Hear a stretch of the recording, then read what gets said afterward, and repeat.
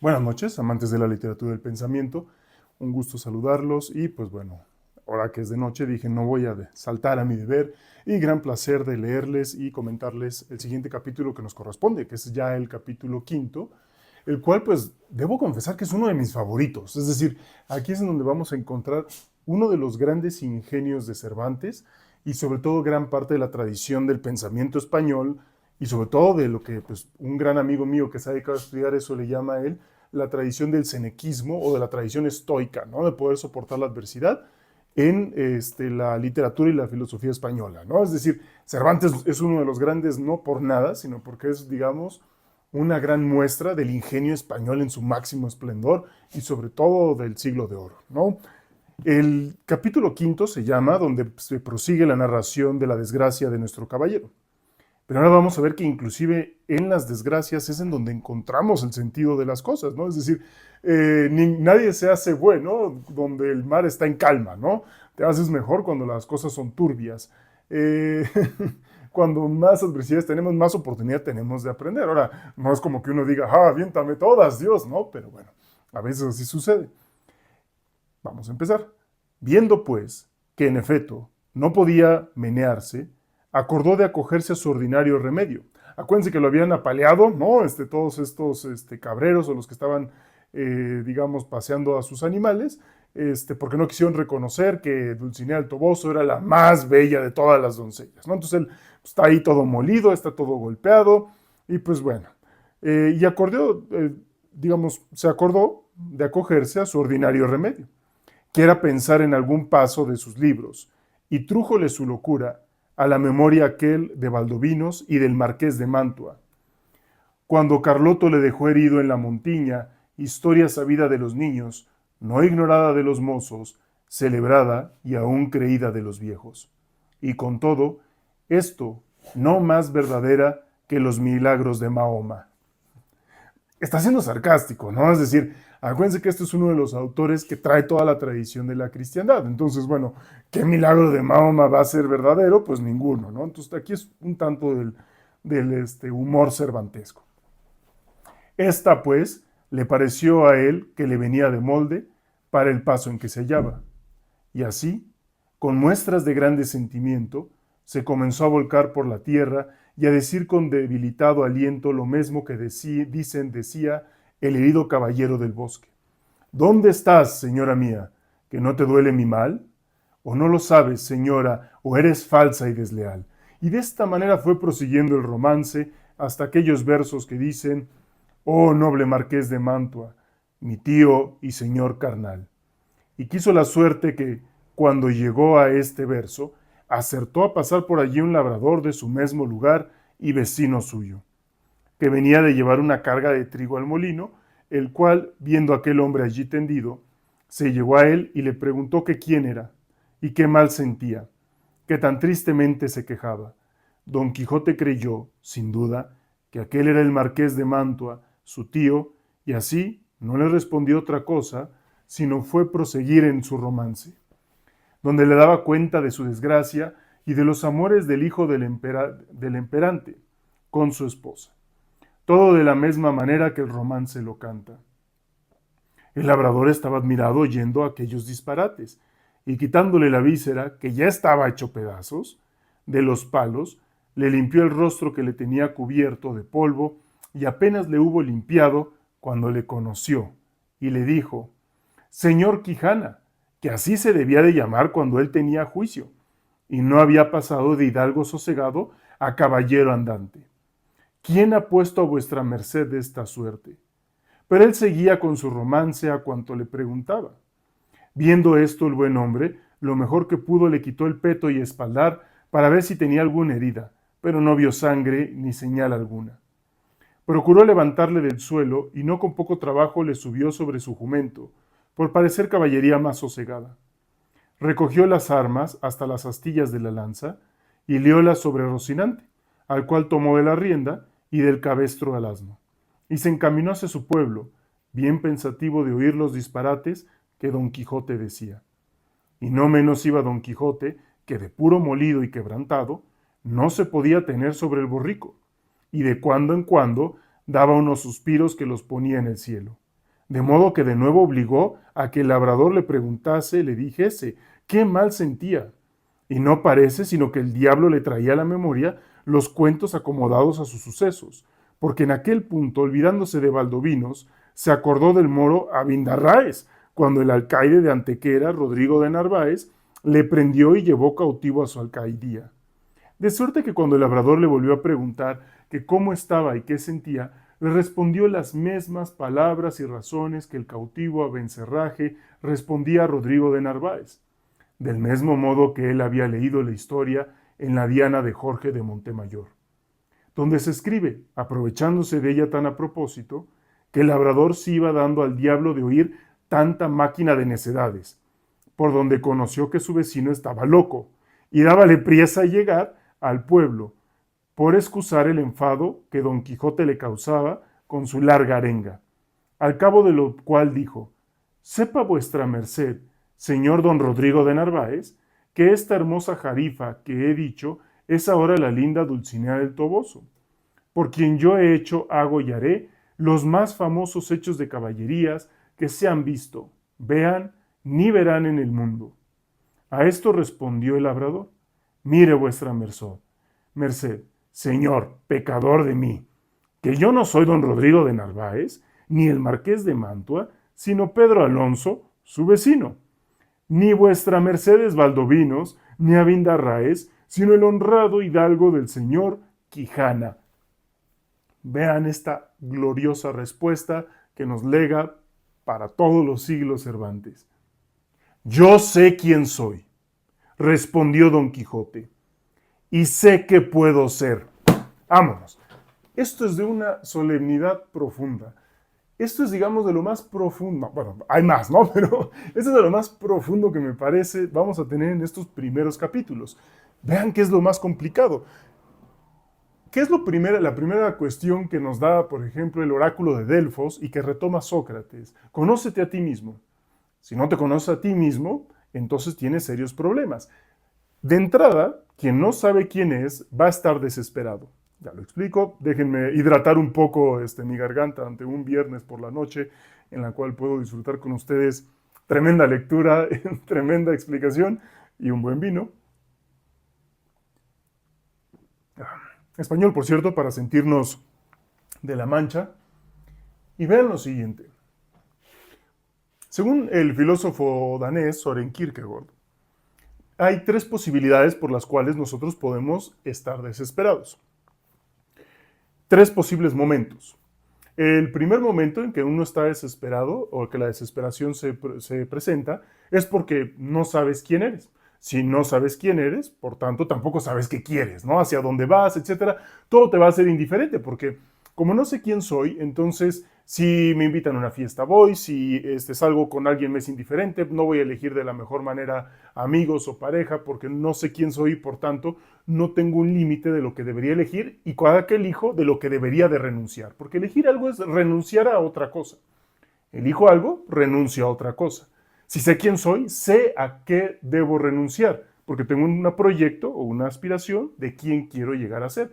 Y cuando sé quién soy, en ese ser quién soy, ya está quien podría ser. Es decir, ya está mi futuro contenido. ¿Quién voy a ser?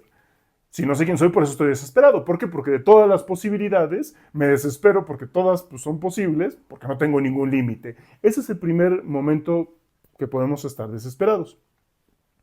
El segundo momento, y este es, digamos, bien fuerte, y también lo vamos a ver en este texto, quizá en la segunda parte del Quijote, pero el segundo momento es el siguiente. Sé quién soy, pero no me gusta quién soy. Y este es tristísimo.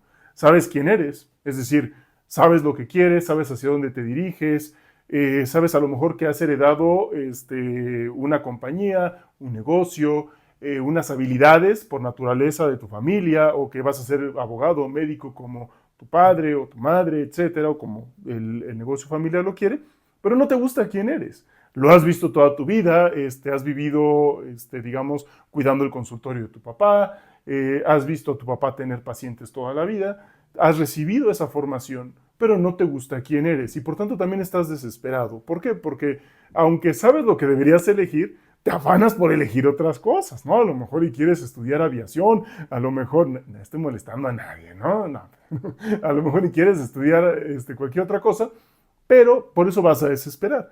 Porque a pesar de que sabes quién eres, lo que haces es renunciar a ello. No te gusta quién eres y eso también ocasiona que estemos desesperados.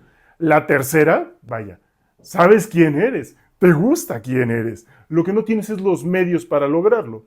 Entonces te gusta, sabes que eres músico, tienes una afición por la música, la disfrutas muchísimo, escuchas algo y sientes el ritmo, podrías, digamos, llevar una vida con ello. Tomas decisiones para ello, no te la pasas escuchando música, tocando tu guitarra, etcétera, pero no tienes los medios, a lo mejor no tienes el contacto para entrar a una escuela de música, no tienes los padres, a lo mejor que son un medio también, que te van a apoyar para ello.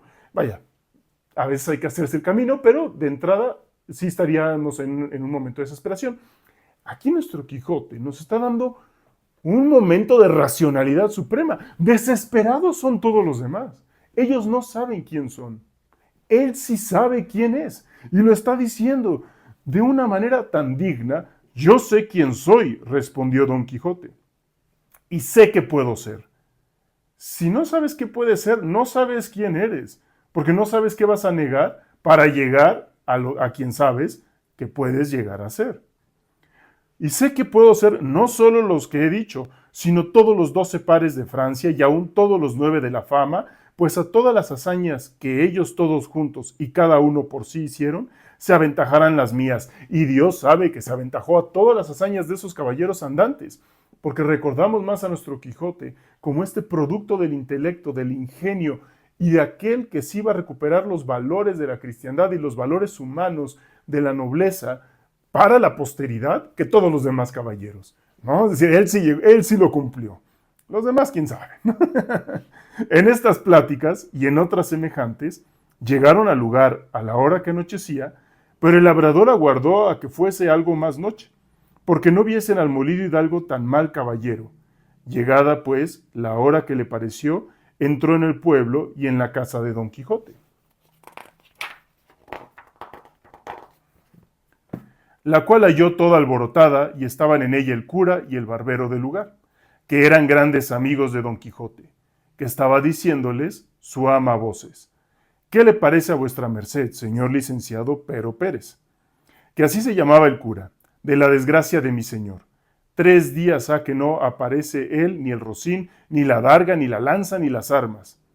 Desventurada de mí, que me doy a entender, si así es ello la verdad, como nací para morir, que estos malditos libros de caballerías que él tiene y suele leer tan de ordinario, le han vuelto el juicio. Que ahora me acuerdo haberle oído decir muchas veces, hablando entre sí, que quería hacerse caballero andante e irse a buscar las aventuras por esos mundos, encomendados sean a Satanás y a Barrabás tales libros, que así han echado a perder el más delicado entendimiento que había en toda la Mancha. Y eso pasa cuando llega lo que se llama la locura divina, o en inglés es un término que se conoce como divine madness. Cuando a alguien llega esta inspiración que lo que hace es proyectarse realizando aquellos sus más grandes aspiraciones. Pero sin embargo tenemos cosas que nos limitan a realizar nuestras más grandes aspiraciones. Por ejemplo, los prejuicios de los demás, los límites de entendimientos de los demás, el miedo que tienen los demás y que nos lo proyectan en nosotros. Pero él estaba listo para su aventura. Es su historia la que nos está contando, porque nuestro Quijote sabe quién es. ¿Cuántos de nosotros podríamos decir que sabemos quiénes somos? La sobrina decía lo mismo, y aún decía más. Sepa, señor maese Nicolás, que este era el nombre del barbero, que muchas veces le aconteció a mi señor tío estarse leyendo en estos desalmados libros de desventuras 2 días con sus noches. Si alguna vez les ha pasado eso, es lo más bello que te puede pasar, que sigues leyendo, te sigues desvelando, y lo primero que quieres hacer al levantarse es leer el superingenioso hidalgo Don Quijote de la Mancha. Es lo más bello. Para eso es de las cosas que uno dice, por esto vale la pena estar vivo. Al cabo de los cuales arrojaba el libro de las manos y ponía mano a la espada y andaba a cuchilladas con las paredes, Y cuando estaba muy cansado decía que había muerto a 4 gigantes como 4 torres. Y el sudor que sudaba del cansancio decía que era sangre de las feridas que había recibido en la batalla. Y bebíase luego un gran jarro de agua fría y quedaba sano y sosegado, diciendo que aquella agua era una preciosísima bebida que le había traído el sabio Esquife, un grande encantador y amigo suyo. Mas yo me tengo la culpa de todo, que no avisé a vuestras mercedes de los disparates de mi señor tío, para que no lo remediaran antes de llegar a lo que ha llegado, y quemaran todos estos descomulgados libros, que tiene muchos, que bien merecen ser abrazados como si fuesen de herejes. Esto digo yo también, dijo el cura, y a fe que no se pase el día de mañana sin que de ellos no se haga acto público y sean condenados al fuego, porque no den ocasión a quien los leyere de hacer lo que mi buen amigo debe de haber hecho. Todo esto estaban oyendo el labrador y don Quijote, con que acabó de entender el labrador la enfermedad de su vecino, y así comenzó a decir a voces, abran vuestras mercedes al señor Valdovinos y al señor Marqués de Mantua, que viene malferido, y al señor Moro Abindarráez, que trae cautivo el valeroso Rodrigo de Narváez, al alcaide de Antequera. A estas voces salieron todos, y como conocieron los unos a su amigo, las otras a su amo y tío, que aún no se había apeado del jumento, porque no podía, corrieron a abrazarle. Él dijo, ténganse todos, que vengo malferido por la culpa de mi caballo. Llévenme a mi lecho, y llámese, si fuere posible, a la sabia Urganda que cure y cate mis heridas. Mirá, en hora masa, dijo a este punto el ama. Si me decía a mí bien mi corazón del pie que cojeaba a mi señor. Suba vuestra merced en buen hora, que, sin que venga esa hurgada, le sabremos aquí curar. Malditos diga, sean otra vez y otras 100 estos libros de caballerías, que tal han parado a vuestra merced. Lleváronle luego a la cama y, catándole las feridas, no le hallaron ninguna. Y él dijo que todo era molimiento, por haber dado una gran caída con Rocinante, su caballo, combatiéndose con 10 jayanes, los más desaforados y atrevidos que se pudieran fallar en gran parte de la tierra. ¡Ta, ta! Dijo el cura, jayanes hay en la danza para mi santiguada, que yo los quemé mañana antes que llegue la noche. Vean que se rodea de personas que parecen, si lo vemos desde esta perspectiva, con poco juicio. ¿Quiénes son ellos para quemar nada? Es decir, si lo ven de esa manera, es como cuando observamos personas que quieren quemar estatuas, tumbarlas, quemar obras de arte o quemar aquello que no pueden entender. Las personas quieren destruir aquello que sale de su entendimiento. Hiciéronle a Don Quijote 1000 preguntas, y a ninguna quiso responder otra cosa, sino que le diesen de comer y le dejasen dormir, que era lo que más le importaba. Hízose así, y el cura se informó muy a la larga del labrador del modo que había hallado a Don Quijote. Él se lo contó todo, con los disparates que al hallarle y al traerle había dicho, que fue poner más deseo en el licenciado de hacer lo que otro día hizo, que fue llamar a su amigo el barbero, maese Nicolás, con el cual se vino a casa de Don Quijote. Y ahí terminamos nuestro capítulo 5. Este sí, vaya, merece la pena leerse una y otra vez. Yo sé quién soy y quién puedo llegar a ser. Es de una tremenda profundidad y aquí el ingenio cervantesco, el ingenio de Cervantes está en mostrarnos eso. Él sabe quién puede llegar a ser. Los que no saben son las personas que le rodean. El sacerdote y el barbero piensan que como no podemos entender esto, entonces hay que quemarlo. Como no puedo entender, seguro es herejía, como no puedo entender algo, entonces hay que destruirlo. Pero no porque algo no se puede entender significa que hay que destruirlo. Antes de cualquier destrucción, primero hay que comprenderlo. Y esto también es muy relevante. Por lo general, nos dan miedo aquellas cosas que no podemos entender. Y como no podemos entender, no nos damos a la tarea de comprenderlas antes de destruirlas. Veo un insecto, un animal, me da miedo y lo destruyo. Sin comprenderlo, a lo mejor es un insecto que más bien me ayuda a eliminar las plagas del otro lugar, pero por mi miedo me estoy ocasionando un daño a mí mismo.